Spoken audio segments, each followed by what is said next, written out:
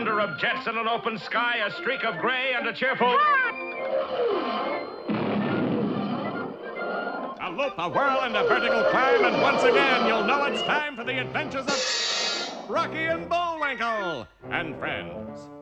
Starring that supersonic speedster, Rocket J. Squirrel, with his pal Bullwinkle the Moose, and a host of others. Hurry, Bullwinkle! The show's about to start! I'm coming as fast as I can. Wave to the people!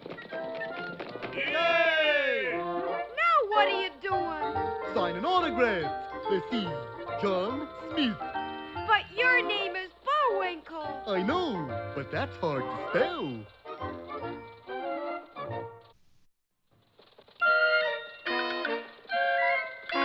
We're gonna have a lot of fun. Come on and join us. Sure, there's always room for one more.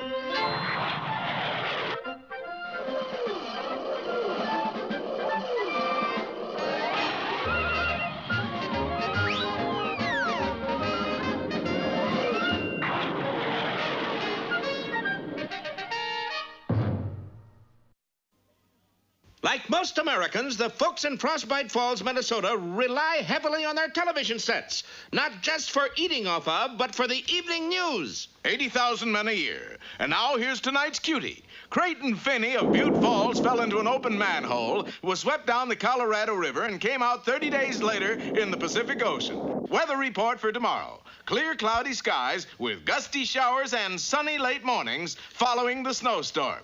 And now this is... That weather report was about as accurate as one dared to get, for in Frostbite Falls, you never knew when it was going to be next. Phil, don't forget your golashes. I'm going to bed, Aggie. Day in, day out, the citizens were at the mercy of a very unpredictable climate. They were, that is, until the Committee for Civic Improvement got to work.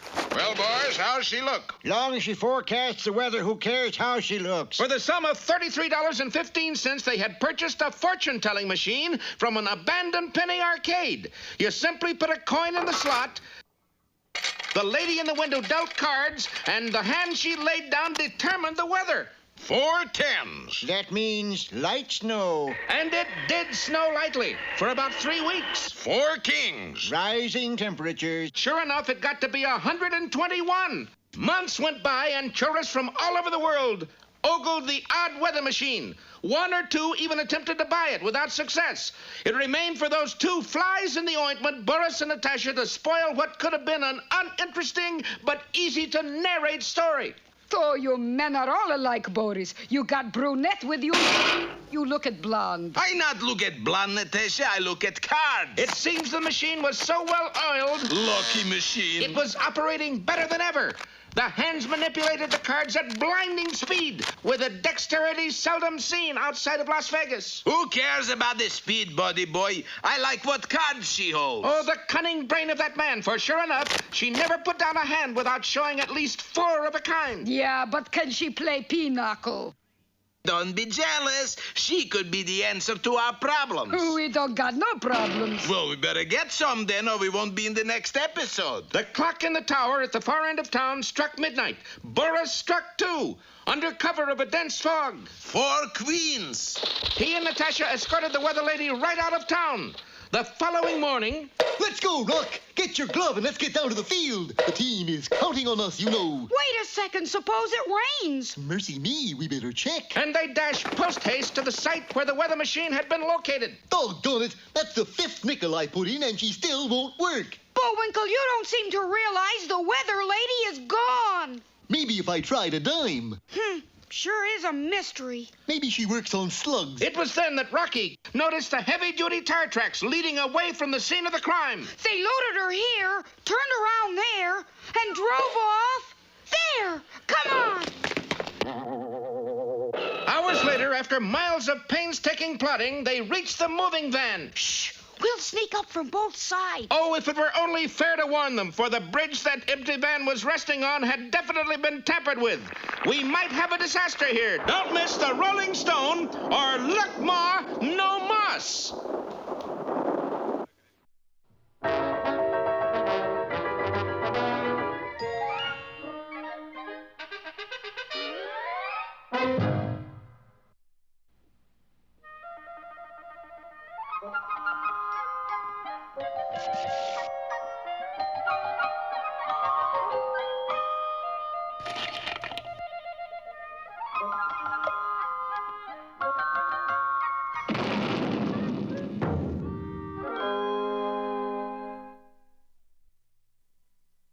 Once upon a time, there was a king named Midas.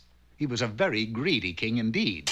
The one thing he loved most in the world was Gold. The one thing he had the most of was Gold. And the one thing he wanted more of was Gold, gold, gold. So he sent his tax collectors into the kingdom to do his gold gathering for him. As the people grew poorer and poorer from being taxed, Midas grew richer and richer. Finally, the people were reduced to living on a diet of turnips. As a result, King Midas began to get the funny feeling that people didn't like him very much. I need to do something to make people like me. Then I can tax them even more. So the king called a meeting of his advisors, Bobble, Bangle, Bede, and Benson. Gentlemen, I must be made popular. Well, sire, I'm just talking off the top of my thatch. What is it, Benson? Well, what about lowering the taxes? We could... That wasn't it, huh? The next day, the king called another meeting of his advisors, Bobble, Bangle, and Bede. Well, let's put this idea on the rack, see how it stretches, KM. We'll point out your warm human qualities. What warm human qualities? Well, you must have some. Like what? Dogs. Everybody likes dogs. I hate dogs! I can see it now. Heralds all over the kingdom, posters on every wall. Midas loves mutts. Hear ye, hear ye! This day, King Midas will free all dogs in the royal dog pound. Sure enough, as the people watched, the king let all the dogs loose. Maybe he's not all bad. Animals like him. Your Majesty, would you like to pet Tweaky here? Oh, how nice. A lovely pussycat. Pussycat! And the king was instantly buried in a snarling mass of dogs. Get off, you mutts! Get off! Oh, I hate dogs! Just as I thought. A fake. And the people once more pelted the king with turnips. Before, they had just disliked him. Now they despised him. So the next day, Midas called another meeting of his advisors, Bobble and Bangle. All right, now what? Well, let's put this in a crossbow and see how it shoots. Midas, you'll slay a dragon. Me? You. Oh, good! Hear ye, hear ye! King to fight dragon! Maybe there's something good about Midas after all. Well, on the appointed day, King Midas strode forth to do battle with the fire-breathing dragon, which, of course, wasn't a real dragon at all. Avaunt, foul fiend! Unfortunately, as Midas swung, the head flew off his axe and felled a nearby tree. Another fake! So the people again let fly with turnips. Boo, boo, boo. By now, they didn't just despise the king, they actually hated him. Next day, the king called a meeting of his advisor, Bobble. Well, Bobble, what now? Well, sire, let's just throw this in the moat, see if it floats. What about giving you the golden touch? Isn't that expensive? Well, not if you just use this spray gun and this cheap gold paint. Good thinking, Bobble. The word spread in a flash. King has gold touch. Midas 24-carat monarch. Big free demonstration. People came from all over to watch the king turn things into gold. Hats, canes, bushes, even rocks. That's gold? Looks like gold? Yeah. Feels like gold? Yeah. The king says it's gold? Yeah. It's gold. Hooray for King Midas! Well, the king sprayed more and more things until everything in the kingdom looked as if it were made of gold. Midas, of course, was very popular, but since everybody had more make-believe gold than he could use, gold began to lose its value. Soon, it took a wheelbarrow full of gold just to buy one turnip. But back in his castle, the king was very happy indeed. Bobble, You've done it. The people like me, and I'm still the richest man in the kingdom. Not quite, sire. Huh? The country has gone off the gold standard. What? Well, what is the standard now? Turnips. Turnips? Yes, turnips it was. And of course, everybody had some turnips. Everybody except King Midas. With nothing but gold, he was the poorest man in his own kingdom. You mean I'm broke, Bubble? Looks like, sire. So the next day, the king called a meeting of his advisors. And of course, nobody was there but him. Today, King Midas lives in a very modest castle on a little side street. He still has lots and lots of friends, and of course, he still has the golden touch.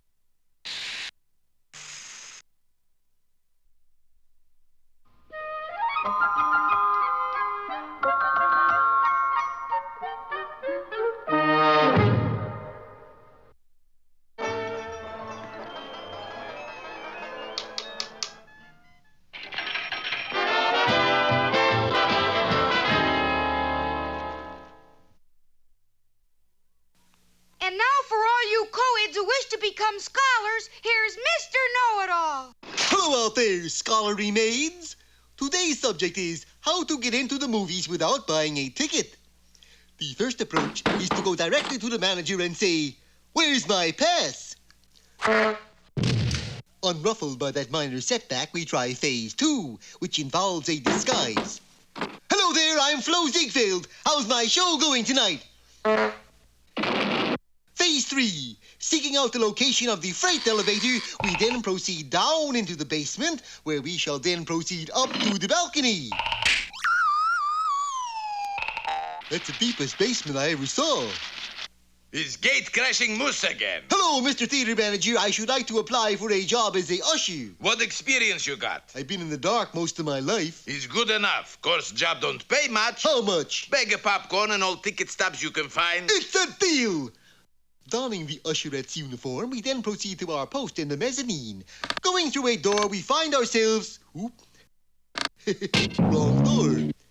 Hello, Mr. Theater Manager. I took the wrong... Where's your ticket?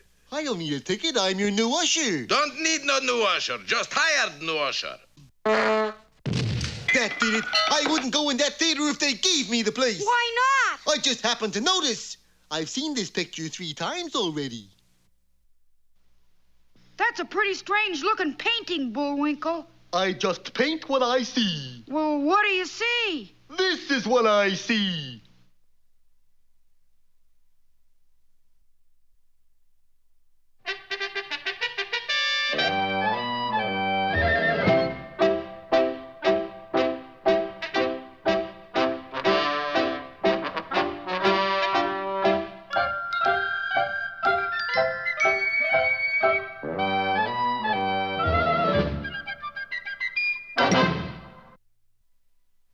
Hello out there. Peabody and Sherman here. The Wayback Machine, my incomparable invention for traveling through time, has been set for the year 1513. Which direction are we heading, Mr. Peabody? South, Sherman, specifically Florida, and our host will be the illustrious Spanish explorer Ponce de Leon, the man who sought the fabled Fountain of Youth. The Wayback took us way back instantly to a small clearing in the heart of the Florida Everglades. We saw no sign of Ponce de Leon or his men, merely a large tent with a white object flying above it. Ponce de Leon's flag, Mr. Peabody. That's no flag, Sherman. That is a baby's bib. What's more, as we rounded the tent, the clearing abounded in diapers, and there, slaving over a washtub, was the distinguished explorer. Oh, Mondays. How I detest Mondays. Buenos dias, Ponce de Leon. Buenos dias. Ah, tourists. You are on your way to Palm Beach, no doubt. No, Mr. De Leon. We came to see if we couldn't help you find the Fountain of Youth. Oh, that's very noble of you, but it has already been discovered. You found it? Oh, not me, my men. That is them over there playing with blocks. They were grown men when they reached the fountain, and they were very thirsty. Drank too much? See, now instead of blowing taps each night, I play Brahms' lullaby. Oh, it's very degrading. We accepted Ponce's invitation to stay for lunch and sat down to a large bowl of mush. The luncheon progressed nicely, although I was forced into burping Lieutenant Rodriguez, 3 months of age. We were about to embark on a custard pudding when Ponce noticed that one of his men was missing. Corporal Gonzales. He's not in his high chair. A quick search of the grounds turned up nothing, not even a clue. Oh, that's not like Gonzales to go AWOL. He was always a most conscientious soldier. He would not crawl away. Gee, Mr. Peabody, a little baby like that lost in the Everglades. Perhaps he was thirsty, and if he was thirsty, he may be heading for the fountain. Quick, Ponce, lead us to the fountain.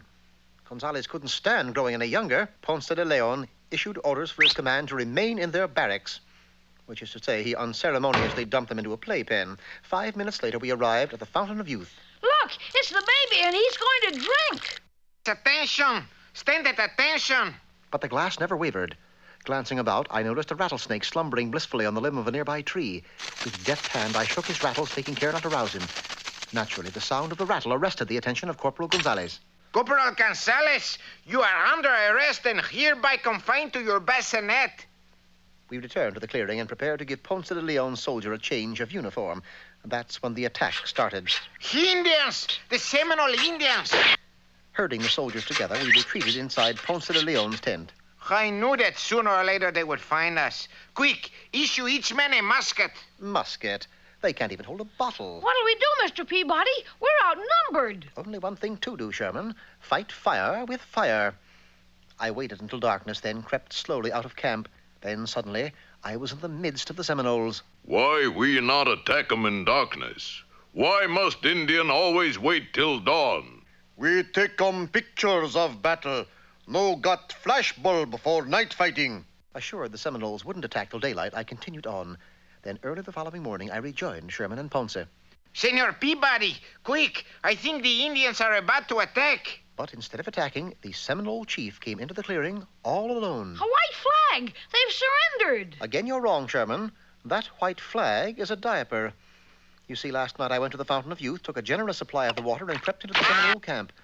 While the Indians were sleeping, I spiked their water supply.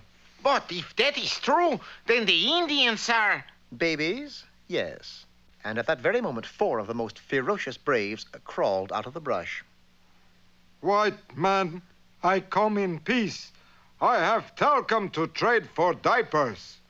And so the battle never came off. In fact, Ponce and the Seminole chief became such good friends, they erected the Fountain of Youth Nursery School. Well, all's well that ends well, Mr. Peabody. Precisely, Sherman. By the way, what is that you have in your hand? This? Oh, just an old rusty key I found in the dirt. Well, congratulations, my boy. You are now a landowner. Landowner, Mr. Peabody? Of course, Sherman. You now own one of the Florida Keys.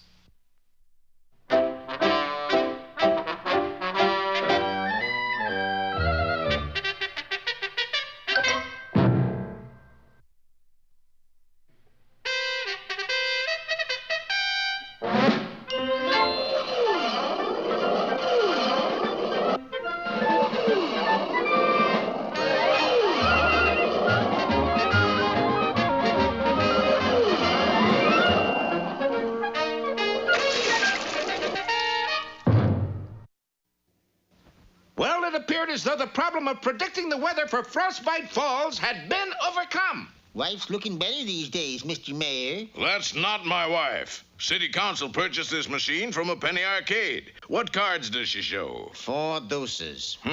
Foggy tonight. It was so foggy, no one ventured out on the streets. No one but those enterprising rascals, Boris and Natasha. A foggy night in Frostbite Falls. Oh, for pity's sake, Boris, why you get a stealing blonde who deals cards? Because, Natasha, ooh, that's heavy. Blonde dealer never deals less than 4 of a kind. Interesting, but uninformative. Please to zip up your mouth. You should give us away? But the town slept solidly, and it wasn't until some 12 hours later that the heinous crime was discovered. They put her in a moving van and drove off in that direction. However, the tire tracks came to a halt not too far from town. In the center of a very unsteady bridge, our heroes cornered their quarry. Let's go get her, Bullwinkle. Someone had sawed away at the understructure. Collapse seemed imminent. Bullwinkle, shh. Don't shh me, Rock. Shh the doggone bridge. Meanwhile, at the top of Sam Hill... Let me look, Boris. After all, it was my dime. All you look at, Natasha, is panoramic view. I looking for panoramic disaster. Ah, that eliminates moose and squirrel. Also moving van. Natasha, there comes a time when we must shoulder the load, when life's burdens become... Enough! I carried the blonde first mile, you carry your second. That is fair. Yes, it was, considering it was only a mile to the river, and that was Boris's ultimate goal. Let's rejoin this twosome later and go back to where the bridge crashed into the gorge. They ought to have this bridge condemned. And with that parting shot, the lads retraced their steps back to Frostbite Falls. It was just about that time that Boris, Natasha, and the weather lady reached the little river town of Wachowie Falls. Okay, Samson, your turn to carry it. Natasha, it will give me great privilege to do so. And he toted it 3 steps inside a boat-building establishment owned by a man named Hiram Trump. Mr. Trump, my card. Ace of diamonds. You a gambling man, mister?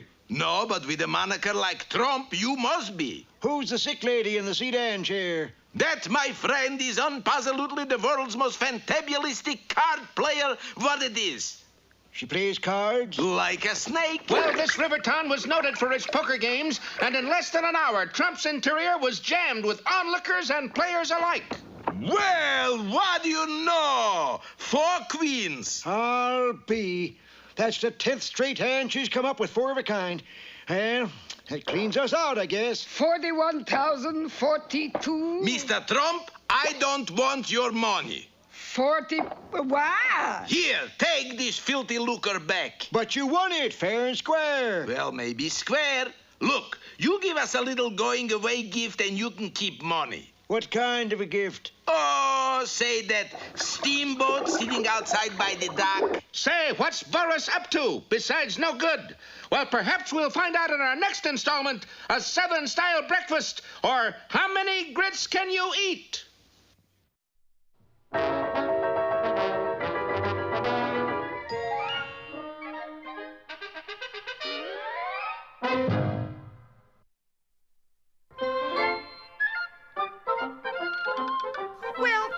As if our time is just about run out.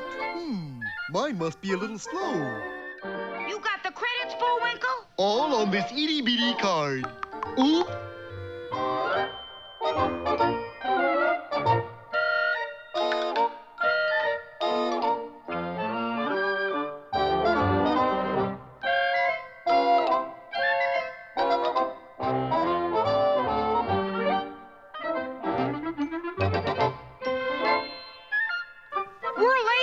Bullwinkle. Right. Bye now. See you next time.